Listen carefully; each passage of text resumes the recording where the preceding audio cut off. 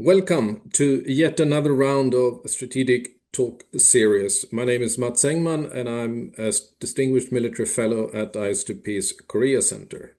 Today, we will discuss the ever-present issue on engaging North Korea, or maybe more correctly, to re-engage North Korea.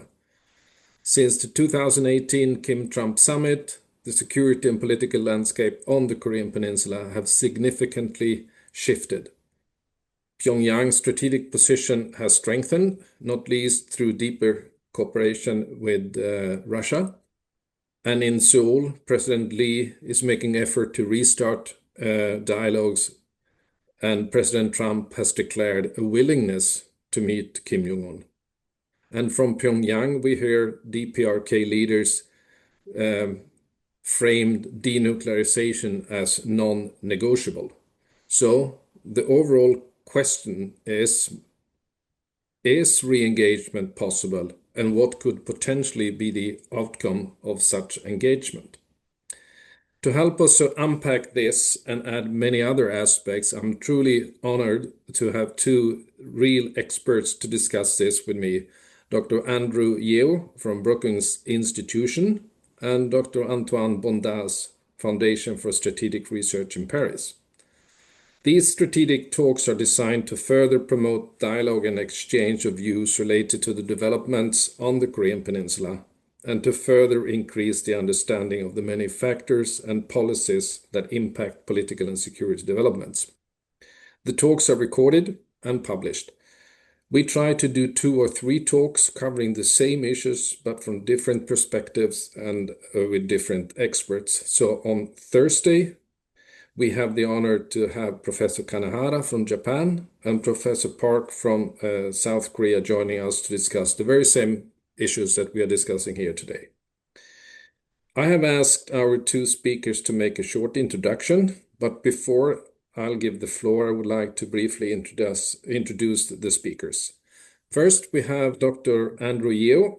He is a senior fellow at the ESCO Korea Foundation Chair at the Brookings Institution's Center for Asia Policy Studies, and a professor at politics at the Catholic University of America in Washington, D.C. His work centers on U.S. alliance in Asia, Asia's regional architecture and institutional change, grand strategy and force posture, U.S.-North Korea relations, and North Korea human rights.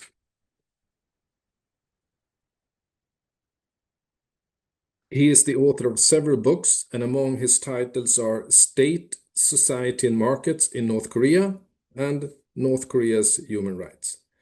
Dr. Yeo is frequently providing commentary across US and Asian media. He is a member of the National Committee on North Korea and a 2-time Fulbright Scholar. He earned his PhD in governance from Cornell University in the United States. Please, Andrew, the floor is yours. Thanks so much, Matt, for that introduction. I did want to thank ISDP for hosting this webinar on a very, very timely topic. It's also wonderful to meet Antoine and to have scholars in the US and in Europe just engaging on this issue of North Korea. And so let me first begin by just laying out very briefly what's happening with North Korea and Kim Jong-un. So I would say that Kim Jong-un is much more confident now than at any point in his role since ascending to power in late 2011, early 2012. His domestic position is secure as he rewrites the country's narrative to venerate his own leadership over that of his father, Kim Jong-il, and even his grandfather, the founder of North Korea, Kim Il-sung. So he's changing the narrative. There's less their portraits of the father and grandfather going down, more pictures and new portraits of Kim Jong-un going up. So domestically, he's very secure.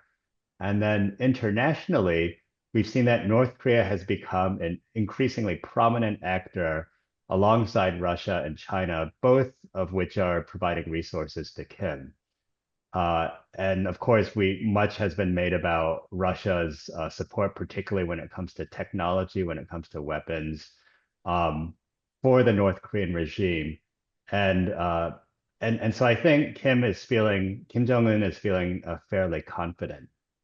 So it's in this context that I think, the last year, especially in Washington, D.C., uh, as Trump was inaugurated in January, we've been anticipating at some point a meeting, a re-engagement between Trump and Kim, in part because President Trump has been very positive in his statements about Kim Jong-un. He says that they get along well, that Kim respects him, that he thinks that they would be able to meet, of course, right before traveling to Gyeongju in South Korea for APEC 2025. We saw several times Trump mentioning his hope, his desires for meeting Kim Jong-un at the demilitarized zone. Of course, South Korean President Lee Jae-myung uh, encouraged this meeting. He was also trying to set up the platform to make this happen. So a lot of North Korea watchers are anticipating some kind of Trump-Kim movement. The U.S. government is preparing as such.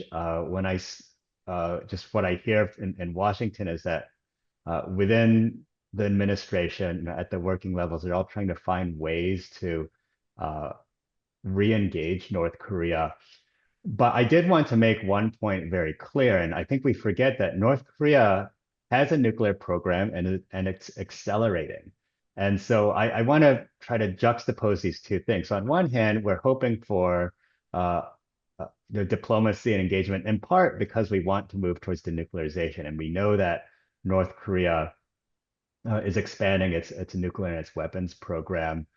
But I think we have to note that at the beginning of 2025, Kim Jong-un characterized this year as a crucial year. Those are his words, crucial year for bolstering up its nuclear forces. And he emphasized the need for over fulfilling the plan for producing weapons-grade nuclear materials. Again, those are Kim Jong-un's words. Um, at the beginning of so this was January 2025. We're now at the end of 2025. There's a fantastic report that came out in 38 North that uh, was an update on the Yongbyon nuclear facility. Uh, Remember, in 2018, Kim Jong-un had offered to actually dismantle that facility. This is really the crown jewel, I think, of North Korea's nuclear program. But far from dismantling, we're seeing now pre-testing of a light water reactor. We're seeing the expansion, and there's in this 38 North report, there's images of the expansion of the nuclear facilities. They're trying to reroute water from the dam because purportedly the cooling system also needs to be enlarged. So we're seeing improvements to North Korea's nuclear program. What it means is that North Korea is going to be able to process highly enriched uranium more quickly, which means it can accelerate the number, it can expand and accelerate the number of nuclear warheads that it currently has. It currently has 50, has enough fissile material to produce 70 to 90 nuclear warheads. So this is all very concerning. So on one hand, we want to get back to engagement because of North Korea's accelerating program. But on the other hand, it's still not clear whether Kim Jong-un wants to meet or not. He says he's open to meeting Trump, but only if denuclearization is off the table. So the question for us here, I think, this morning or this afternoon, where you're at, Matt and Antoine, is to see if there are ways to get back to dialogue or engagement, despite Kim Jong-un's comment that he has no intent in denuclearization, and certainly by his actions and his words in seeing this expansion of the Yongbyon facility. And there could be other facilities that are undeclared that are also expanding. It's his full intent to solidify his status as a nuclear weapons state. So I'll turn the floor back over to you, Matt, and look forward to hearing Antoine's comments. Thank you very much, Andrew, to setting off on this trajectory. So I think we will come back and discuss this much more, but I would like to invite Antoine now. Antoine Bondaz is a research fellow at the Foundation for Strategic Research and the director of the Indo-Pacific Observatory, where he is also oversees the FRS-KF Korea program and the Taiwan program. His work focuses on the foreign and security policies of China, Taiwan, and the two Koreas, as well as broader strategic issues in the Indo-Pacific and France's approach to the region. He is an associate professor at Sciences Po in Paris, teaching courses such as China's foreign and security policy and demystifying North Korea, and has received several awards and has authored over 300 articles. He advises multiple French government bodies, including the Minister of Europe and Foreign Affairs, the Minister of Armed Forces, and he has testified before the French National Assembly as well as the Senate and the European Parliament. He has a PhD in political science from Sciences Po University with the highest honors. So please, Antoine, the floor is yours. Thanks a lot, Matt, and thanks a lot, Andrew, for your initial remark that I will try to complement, even though you've covered a lot already. I fully agree that North Korea has showcased a formidable resilience, not only during COVID, but ever since. And in a way, it has changed the equation because North Korea appears as a way more resilient and empowered country and regime than it was even 5-6 years ago. The second aspect is that North Korea has engaged into what one could call kind of a selective decoupling or partial re-engagement strategy. North Korea has given up in a way in the short term to re-engage with countries such as South Korea, European member states, or even other important countries, but has selectively re-engaged with China, of course, with Russia, with other in Southeast Asia, in Central Asia, etc. And it can do that because it can have the luxury to choose what was maybe not the case pre-COVID. The potential for re-engagements and interaction as the topic of the day, I think there are three dimensions: the will, the capacity to do so, and the question of the opportunity of the timing. The first one on the will, I think there is so far a limited appetite on the North Korean side to re-engage with the US. A limited appetite because there is not much to get from engagement, especially after the failed summit of 2019 in Hanoi. There is no appetite to re-engage with South Korea. There is very little they can hope to get from the South Korean government. And the evolution of the constitution, of North Korean policies regarding unification and the long-term goal clearly highlights that there is very little that the North Korean expected. The second is on the channel of communication, on how to re-engage. I don't believe that everything has been broken. There are still plenty of channel of communication where North Koreans are willing to use them, including in the US system. I mean, with now Alison Hooker being the Undersecretary of State for Political Affairs when she used to be in the NSC and part of the negotiation team with North Korea. It gives the North Korean, in a way, familiar faces to interact with where they're willing to interact with the US system. The third one, I think, is there is little will, there is the capacity if ever they want, and there is the question of opportunity of the timing. It might not be the best timing for North Korea to interact with the Americans now, not only because they don't expect much, but also because the US are busy with other issues, because the North Korean can already get out from Russia and China and could actually get even more from Russia and China if they don't engage with the US in the very short term. What could be still worrying for many Western and especially European countries is not only the enduring support of North Korea to Russia, and let's see if ever there is a ceasefire in Ukraine, how this kind of North Korean support to Russia evolve, but also what might happen in the early month of 2026 with what could be the 9th Congress of the Workers' Party of Korea. As you mentioned, like back in January 2021, Kim Jong-un had a very groundbreaking speech on the 5-year plan for military buildup, with a huge, of course, nuclear and ballistic missiles dimension. So it will be very, very interesting to have the next public statement and speech from Kim Jong-un in the coming month of 2026 to see basically what are the plans on the North Korean side and what they expect to do.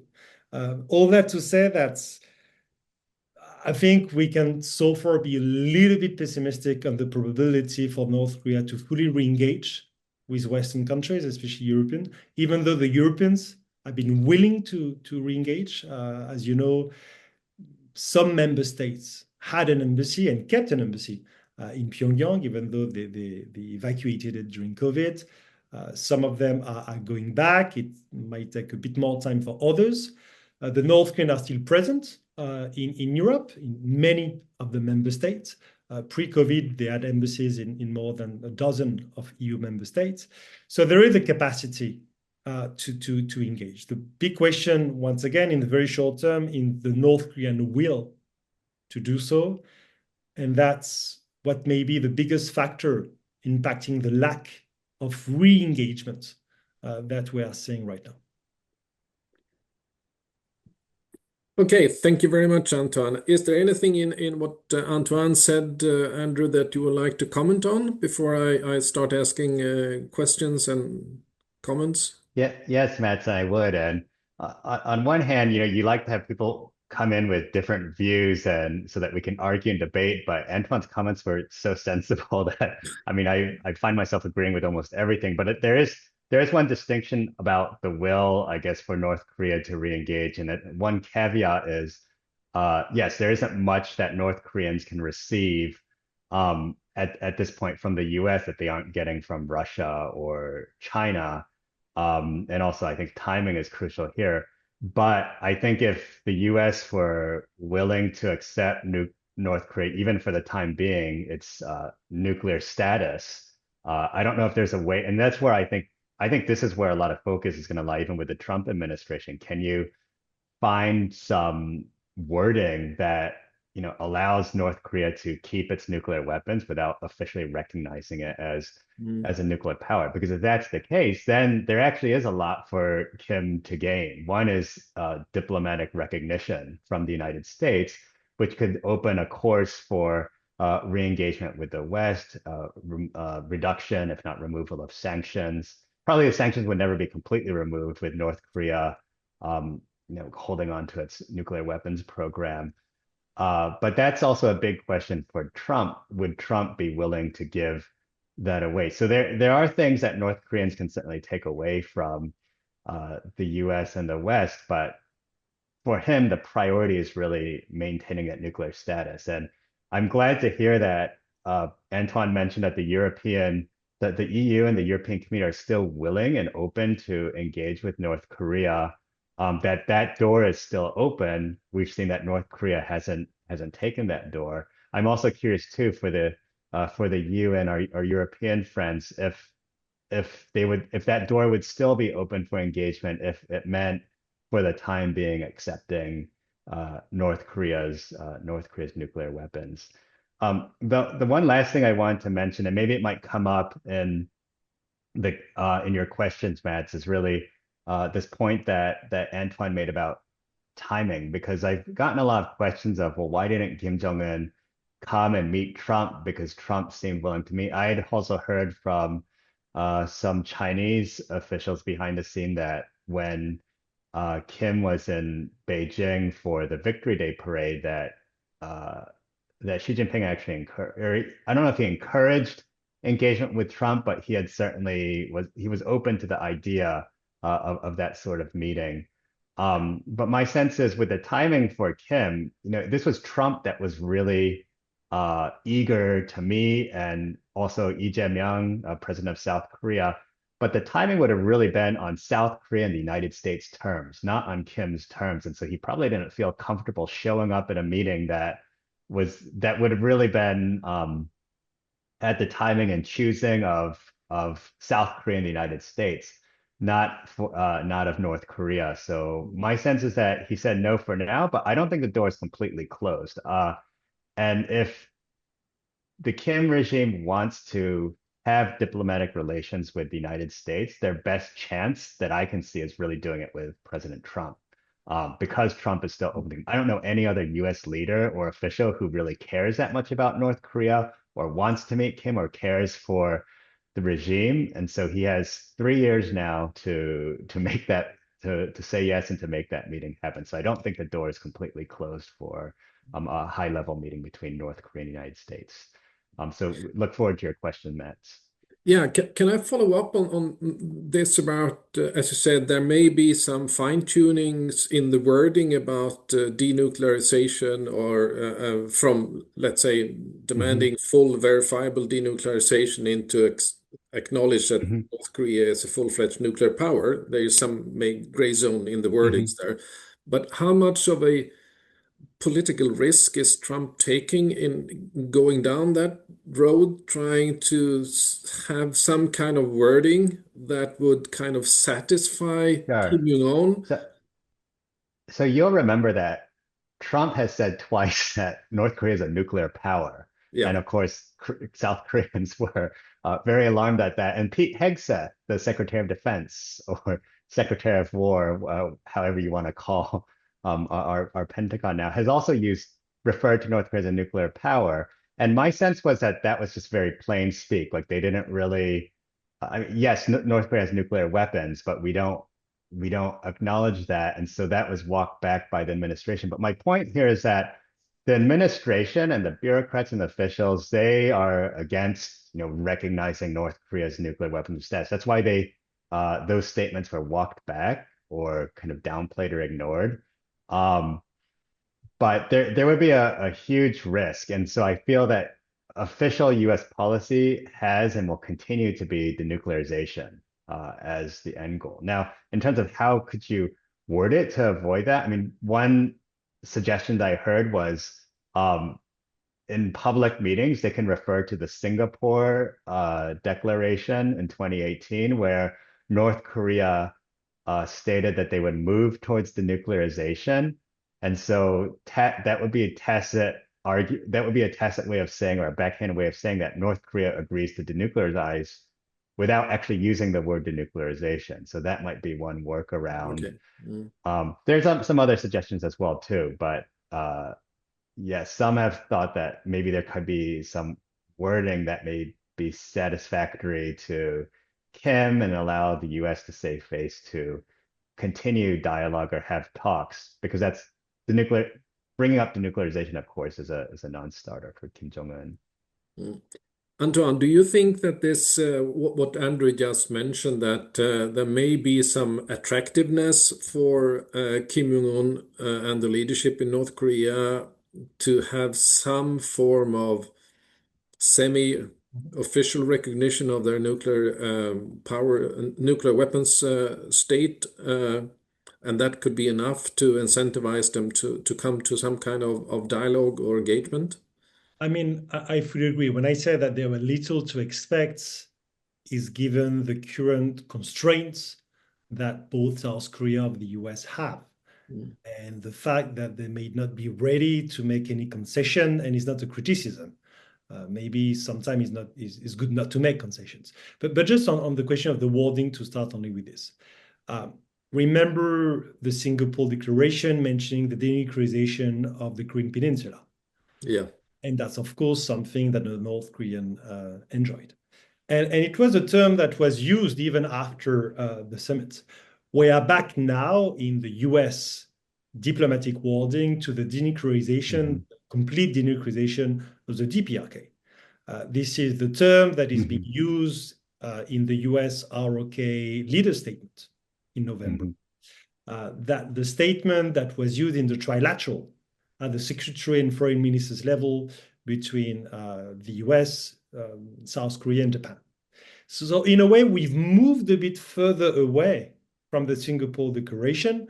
So it would be surprising for the US in the coming month to make kind of a U-turn, except if they might expect huge concession from the North Korean. And then we go back to the 2019 question, that is, what are the concessions that each side is ready to make? The problem is that the North Koreans are in a way stronger position to negotiate than 6-7 years ago.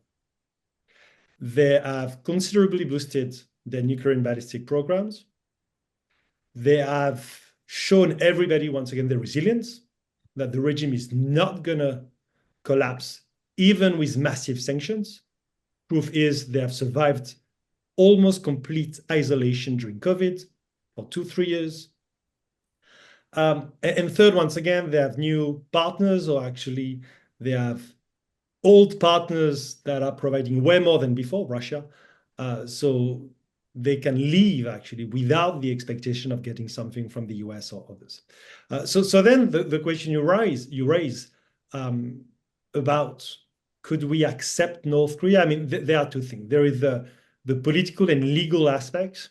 That is, North Korea cannot be accepted or recognized as a nuclear weapon state because of the United Nations Security Council, because we want to keep denuclearization as the long-term objective, etc.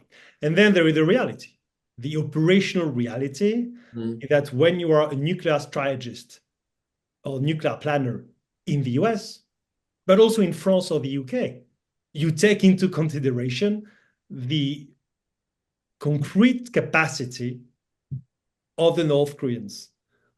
So that's something, I mean, we have factored in North Korean capacity into our calculus. Then there is the legal question, and I don't see any change in the coming month on that. And then there is the political, what do we expect? If you remember a few years ago, because kind of all of that debate was posed, it was, do we move from denuclearization to arms control? Yeah. But we have kind of the same problem as 2019. Arms control work if you can verify. Can you verify a freeze or a control of armament in North Korea? And that's a very big question. The North Korean may announce the size of their arsenal, what they have never done. Do you trust them?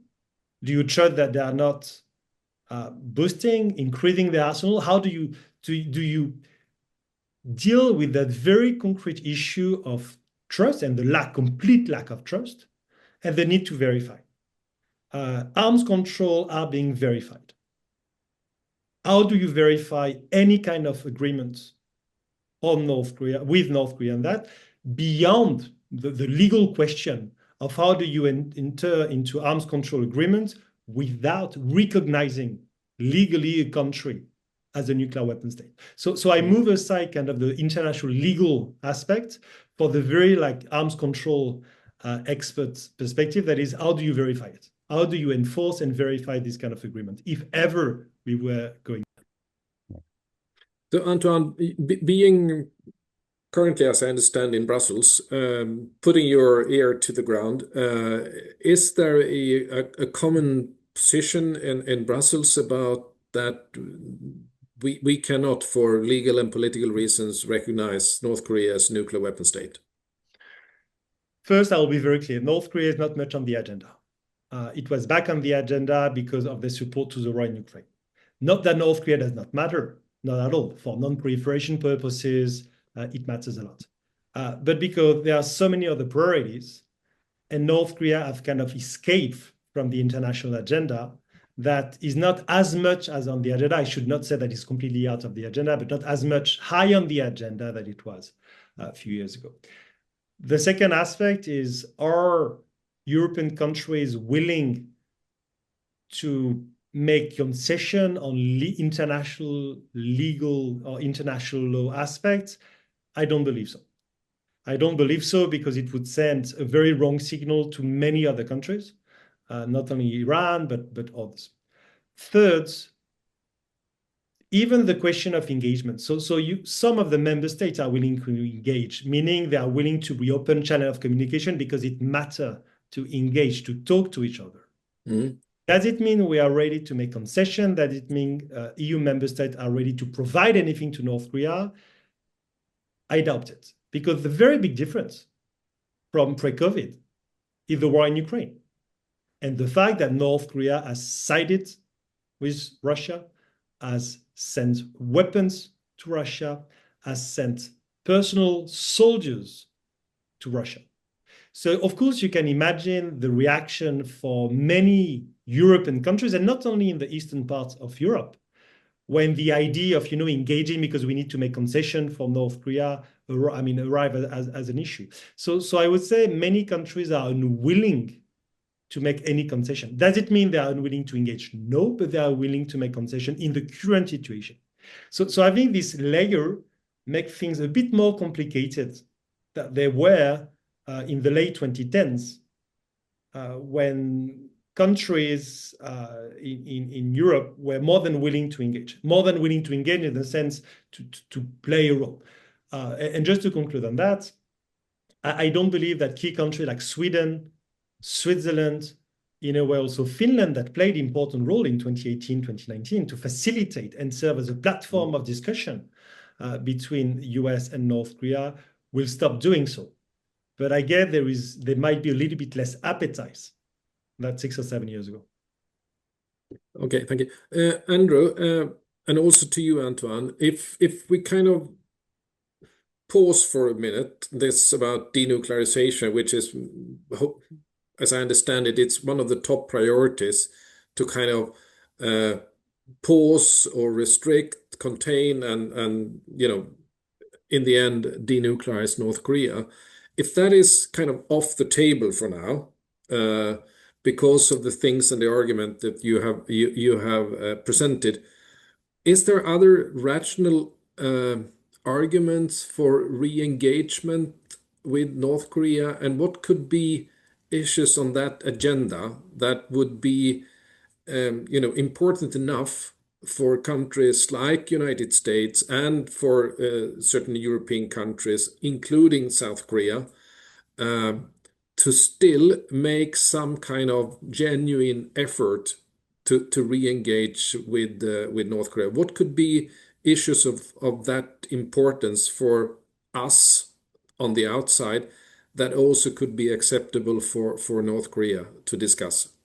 Do you have any ideas, Andrew? Sure. Well, in Washington, there are proponents of engagement for reasons to avert, a military crisis. So we refer to this as risk reduction. And so the reason why you would continue to engage, even if you can't bring up denuclearization, is to reduce the tensions on the peninsula. I think this is also something that the South Koreans and the Lee Jae-myung government is also looking at. There used to be something called a comprehensive military agreement, the CMA, which also included a hotline or a channel so that there's military to military communications. Those have atrophied or disappeared, but it would be because there are tensions on the border.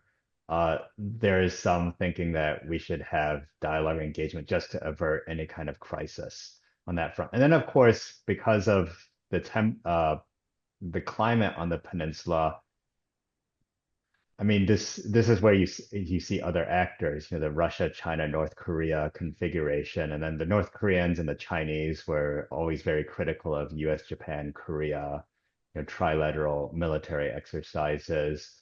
I mean, is there a way to have a conversation to kind of reduce the tension rather than ratchet into the spiral into some kind of arms race between these regional actors? So so that's one angle. So risk reduction or risk mitigation is the other is discussing. I mean, kind of at a very low level. For the U.S., there's still U.S. POWs from the Korean War. The North Koreans had allowed the return of some of those remains. There's some thinking. I know there's some civil society groups that want to have engagement just so that they could get back. So it'd be more of a humanitarian conversation. But there's some reasons to have engagement in North Korea on that front. And I think if we were to move more broadly, this is again more in the purview of the South Koreans. The Lee Jae-myung government has talked about peaceful coexistence. They've used that vocabulary. I know the North Koreans have as well, too. So I don't know what the immediate angle would be, but to have dialogue, again, I guess it fits within this risk mitigation category, but to have some kind of mutual understanding of where things are currently situated on the Korean Peninsula. Of course, North Korea does not want to have unification. The South Koreans still, it's in their constitution that they're moving towards a unified a unified peninsula. But it seems like for the time being, even the South Korean government is willing to uh, not go down that route, take a different approach from the previous UN government, and to talk just about peaceful coexistence. So there are reasons to have dialogue, and I think South Korea, the U.S. is open to it, but we haven't seen any signs from North Korea yet that they're willing to have conversations, other than Kim Jong-un's comment that he's willing to meet Trump. Just they can't talk about denuclearization. Other than that, we haven't really seen any signs or openness for the North Koreans to re-engage. Would you say, Andrew, that the a precondition for the U.S. side for re-engaging in issues other than nuclear weapons and denuclearization would be to find a formula of how to express, I mean, to take away that issue from the table and not, like referring, as you suggested, referring to the wording of the Singapore summit?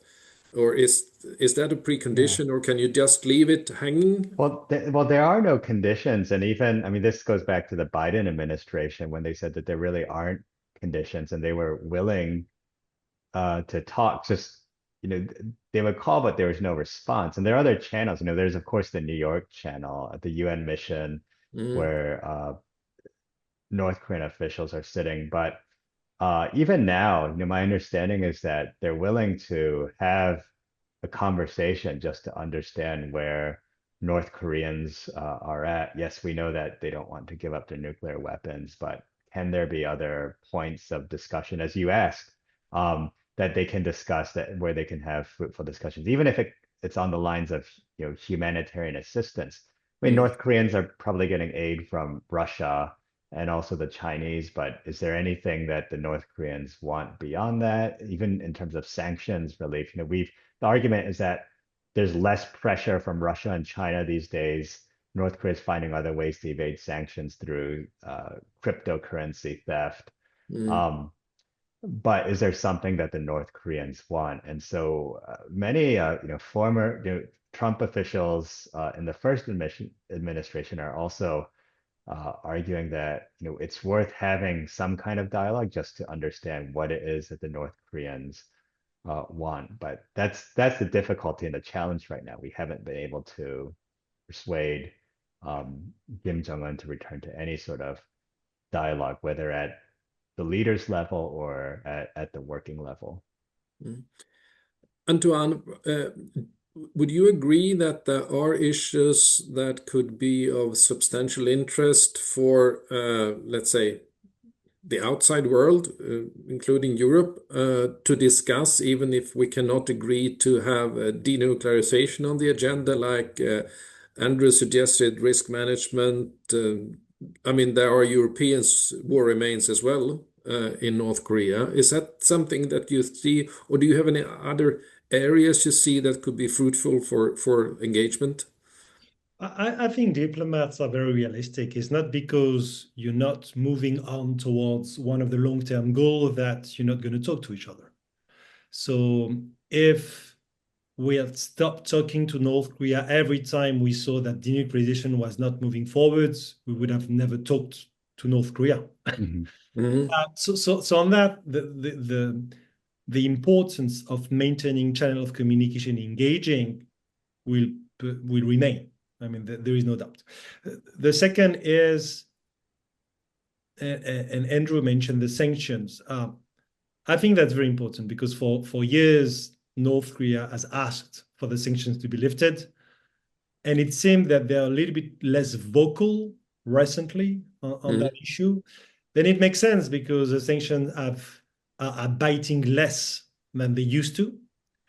Second, sanctions are for sure not enforced. They have never been fully enforced, but they are clearly not as enforced as they were a few years ago because of the Russian behavior, because of, as you know, the fact that even the UN panel of experts on the DPRK that used to monitor and publish once a year with Russians and Chinese approval. So it was most of the time a watered down report, but there is not even a team anymore. There is not even a panel of experts anymore. There is not even a report anymore. So you may have multilateral initiative among like-minded to monitor the sanction, but it doesn't have the same value and the same impact internationally at the UN panel had. So on these aspects, sanctions, there is, it seems, not much appetite for North Korea even to raise the question directly, or at least less than before. On the humanitarian aspect, that used to be a key area of discussion. The North Koreans are the one that are not sending any signal that they expect foreign but also international organization to come back. And you can discuss it with the ICRC, the International Committee of the Red Cross, that has been in North Korea for decades. And they are not back in North Korea. At least the non-North Korean employees are not back in North Korea. And for many NGOs, European NGOs that used to operate in North Korea with European fundings and international fundings, they are not back neither.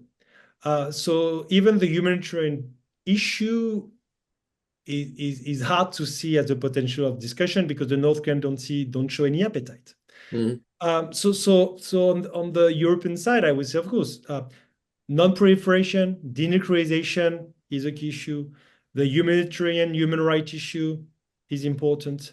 And if we cannot talk about none of them, it's very hard. Then if the North Koreans are not willing to talk, and I don't see any reason for them to talk about their rapprochement and their support to the war in Ukraine, there are very few issues to be discussed, first. And second, there is very little signs on the North Korean side that they're willing to discuss. And I can tell you that even in Europe, at the member state level, I'm not even talking about the EU level, but at the member state level, some of the member states, some of them without embassy in North Korea, which are willing to engage with the North Koreans through London or through other cities, have so far failed.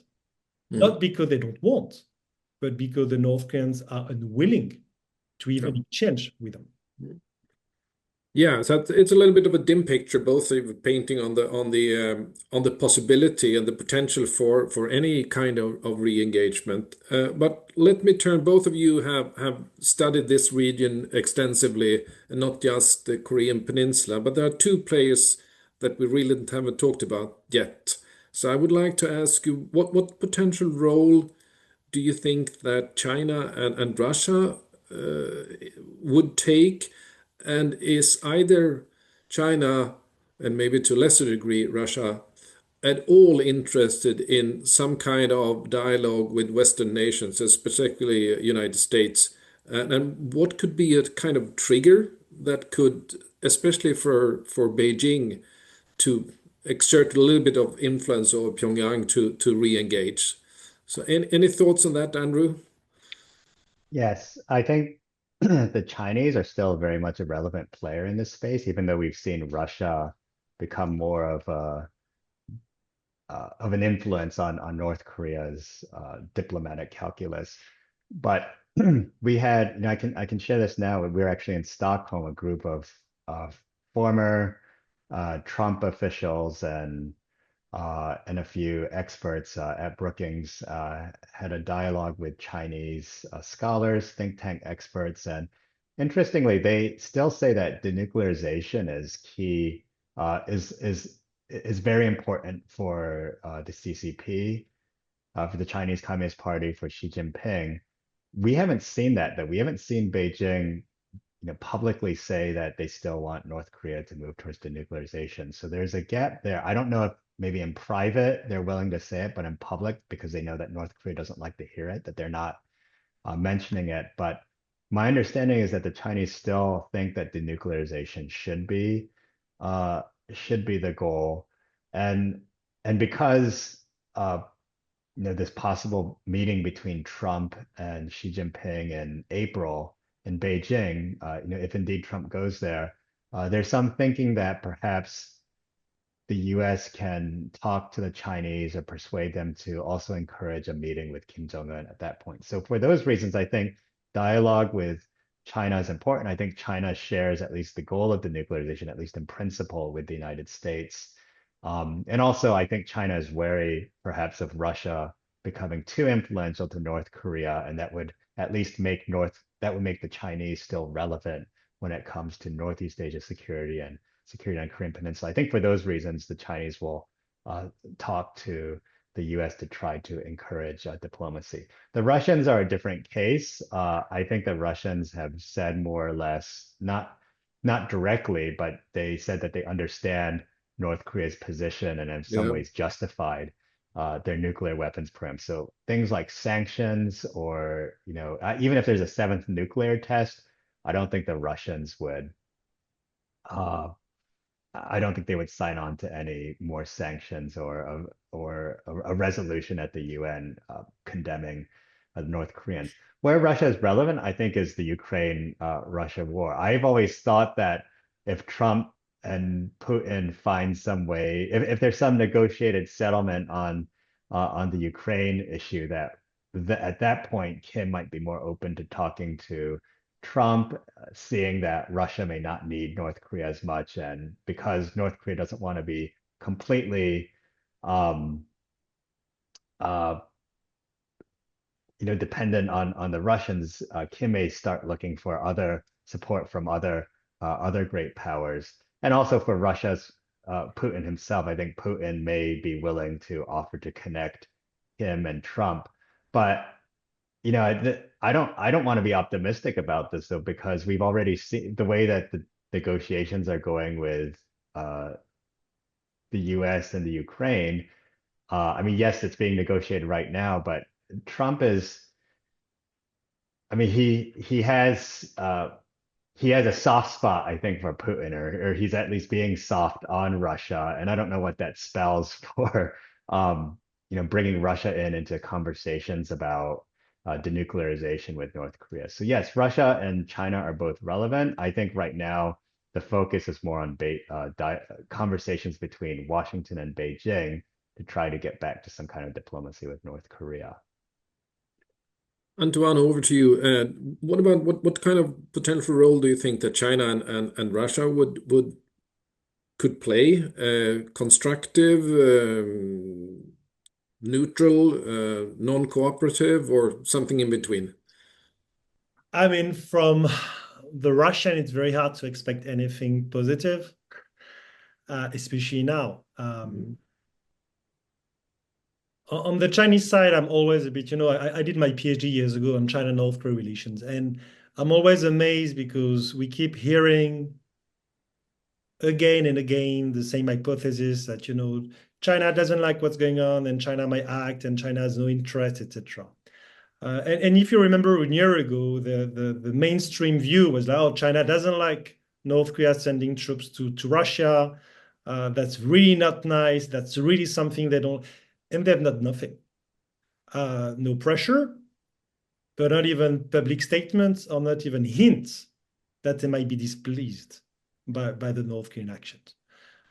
The fact that the North Koreans support the Russian in a way is not necessarily a bad thing for the Chinese, because it makes North Korean support to the war in Ukraine looks way different in nature than the Chinese support to Russia, even though the scale of Chinese support because of the size is of very different scale, but the nature is different. I mean, China is not by definition sending troops to Russia, and unfortunately not.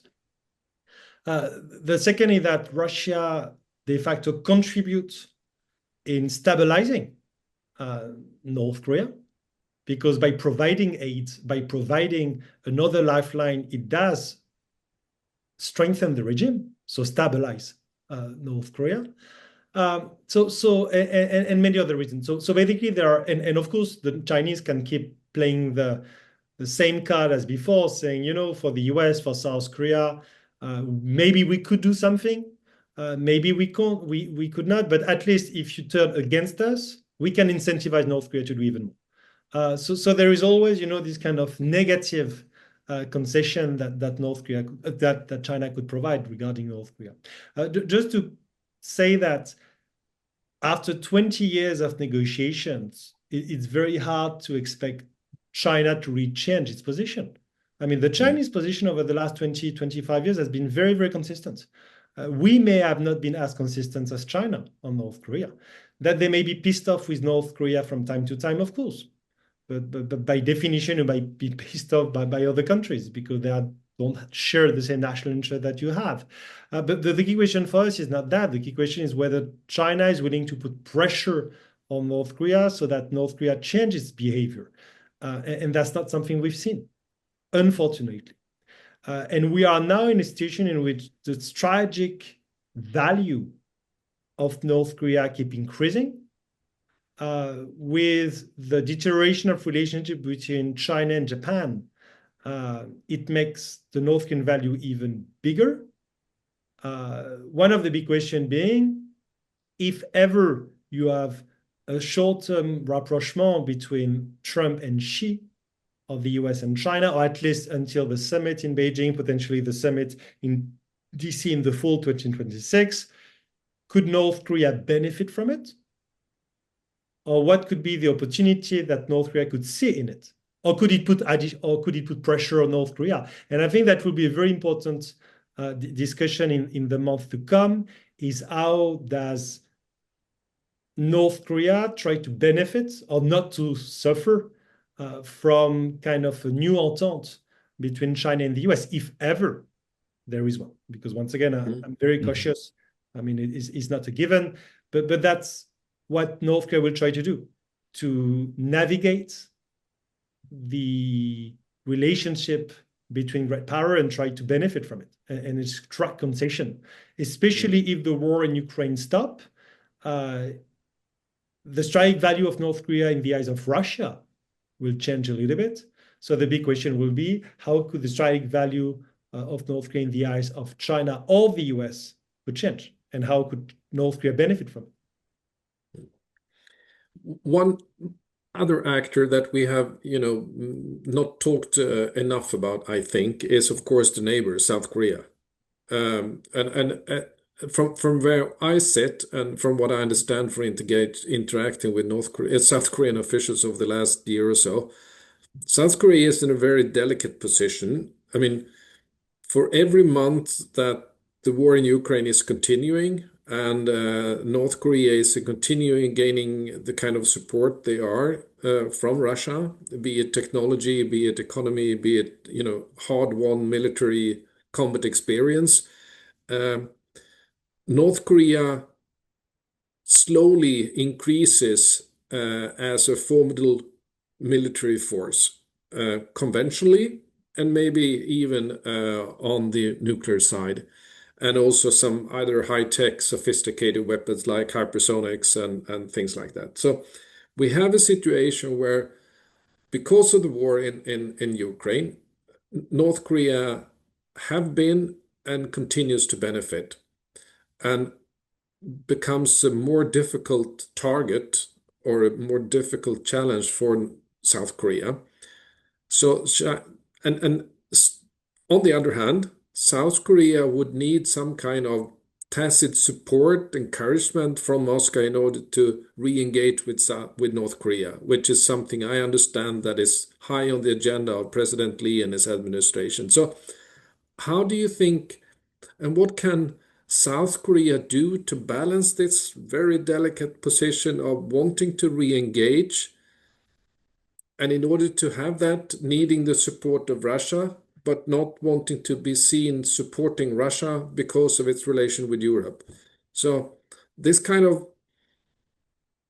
a double-edged sword for South Korea. Do you have any thoughts on this, Andrew, about South Korea's kind of difficult diplomatic position at the moment? Yeah, so President Lee Jae-myung, he said as part of his a strategy of pragmatic diplomacy that he's willing to work with even countries that Korea has more, or the West has more adversarial relations, so China and Russia, and he wants to leave the door open for Russia. But at the same time, though, they also want to strengthen cooperation with the European Union. And so if you're going to have ties with Russia, what's that mean? What's that going to do Yeah. with your relations with the EU? With the US, because Trump is willing to turn, a blind eye to anything related to Russia, I think that's less of a concern. But but it goes back to what Antoine said. How constructive will the Russians actually be at the end of the day? While they listen to what the South Koreans are hoping for the Russians to scale back support for the North Koreans. And I'm not so sure they will, as long as, especially if the Ukraine war is moving forward. So, I mean, if I were to advise the South Korean government, I would say stay away from Russia and don't trust Putin. Um, and maybe when the war with Ukraine ends, that might be a chance or an opportunity to then reassess what the relationship with Russia looks like. But I'm very skeptical that the Russians are going to fulfill any of the wishes of the Lee government when it comes to North Korea. In the meantime, we've seen for the South Koreans that they agreed to the U.S. to increase defense spending by 3.5%. I think in some ways that was an easy yes because of concerns about North Korea accelerating their own capabilities or technology, and so the South Koreans also want to keep up as well too. So there's this whole idea about nuclear submarines is also, it begins with North Korea's own capabilities and what the Russians may be providing the North Koreans to develop their own submarine capabilities. So again, I think South Koreans should, I think it's better for them to work with the US, with the West, to strengthen their own defense capabilities and maintain deterrence rather than to try to hope for anything from the Russians. Okay. Antoine, any I may thoughts very on? briefly on this on South Korea. I think okay, let's put a fictional scenario in which there is, in the coming days, a ceasefire in Ukraine and peace talks keep on going. I think the South Korean should be very cautious, once again, in trusting the Russian, and second, in reinitiating major cooperation with Russia, because it could send very mixed signals. The South Korean have worked very hard over the last few years to build trust, to be seen as an important defense industry partner of key European countries, including Poland, but not only. And they need to understand that even if you had a ceasefire tomorrow, the Russian threat, or at least perceived threat, from many European member states and overall the EU, is not going to stop overnight because there is a ceasefire in Ukraine. And if you read any statement from any European leaders, member state, EU, etc., but especially from the member states, that's very, very clear. From the German foreign minister to the French president today, etc. So the Korean would be ill-advised in a way, and it is not a warning at all, but just they will be ill-advised to think that they can have both ways, kind of to resume energy cooperation with Russia, and at the same time be a very trusted strategic defense industry partner of Europe. Not that they cannot have it both, but in the current situation, that's just not possible. And I know that some member states consider, and some experts consider, that South Koreans and Lee Jae-myung administration may have sent some mixed signals, contradictory signals over the last few weeks, few months.